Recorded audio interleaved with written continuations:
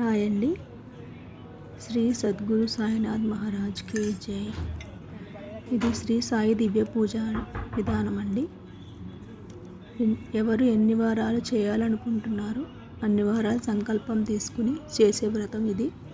నేను 5 వారాలు అనుకున్నాను. ఇది 5వ వారం అండి. పూజ ఎలా చేసుకోవాలి ఏంటి అనేది ఈ వీడియోలో మీకు చెప్తాను. పెద్దగా హంగులు ఆర్భాటాలు ఏం లేకుండా సాయిబాబాని తలుచుకుంటూ స్మరించుకుంటూ ఆయనకి మనం ఏదైనా చేశాము అంటే అది ఆయన్ని మనసులో స్మరించుకుంటూ ఆయనకి నచ్చిన పూలను పెడుతూ ఆయనకి నచ్చిన వంటలు చేసి పెడుతూ ఆయన్ని మనం సేవించుకోవటమే. ఈ పూజ చేస్తున్నప్పుడు మనకున్న కోరికను ఒక ముడుపులో కట్టుకోవాలండి. అది మాత్రం కంపల్సరీ చేసుకోవాలి. ఆ ముడుపును బాబా దగ్గర పెట్టుకోవాలి. మనకి ఏదైనా విగ్రహం ఉన్నా లేదా పటము ఉన్నా ఇలా పెట్టుకొని పూలతో అలంకరించుకోవాలి. ముడుపు ఎలా కట్టాలి ఏంటి అనేది ఎవరికన్నా తెలుసుకోవాలి అనుకుంటే కామెంట్ చేయండి.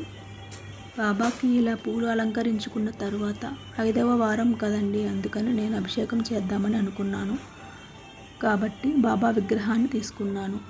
ముందుగా గంగాజలంతో అభిషేకం చేసుకుని తర్వాత మనకు తోచినవి ఏదైనా సరే పాలు, పెరుగు, తేనె, నెయ్యి మనకు అనుకూలంగా ఉన్నది ఏదైనా సరే బాబాకి మనస్ఫూర్తిగా చేయాలి.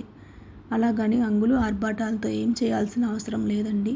బాబాని తలుచుకుంటూ బాబాని ఆహ్వానిస్తూ మన కోరికను చెప్తూ అభిషేకం అయితే చేయాలి. అభిషేకం అయిన తర్వాత బాబాకి తిలకం దిద్ది పూలు సమర్పించుకోవాలి. ఈ దివ్య పూజ చాలా విశిష్టమైనదండి. ఎవరి కోరికనైనా తీర్చుతుంది. మీకు ఏ కోరిక ఉన్నా సరే బాబాకి చెప్పుకోండి, మనసారా చెప్పుకోండి. బాబాని తలుచుకోండి. బాబా మనకి ఏ విధంగా సహాయపడగలడో బాబాకే తెలుసు. కాబట్టి మీకు ఏదైనా తీరలేని కోరిక ఉన్నా బాబా తీరుస్తాడు.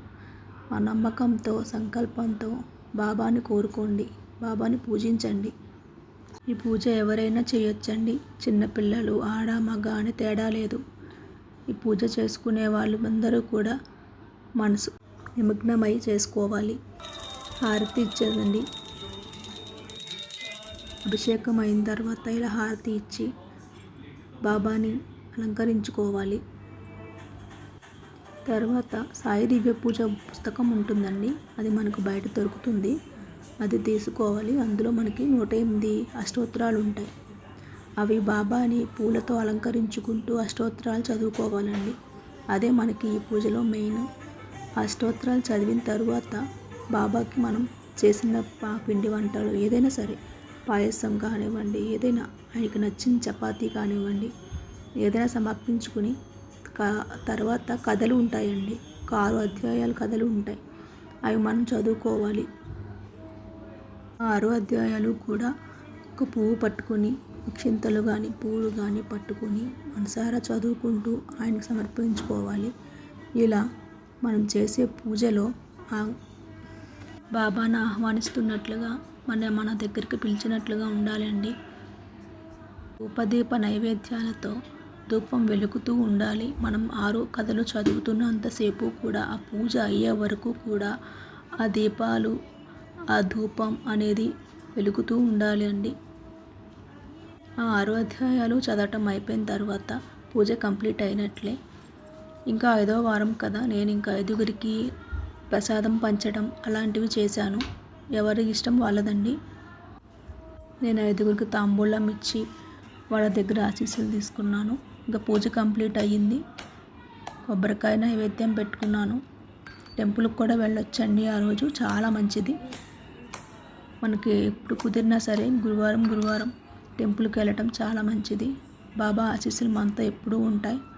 బాబా అందరినీ చల్లగా చూస్తాడు. ఆయన ఆశీస్సులు, ఆయన కరుణ అన్నీ మనకు లభిస్తాయి. అందరూ చేయండి. దివ్య పూజ చాలా విశిష్టమైనది.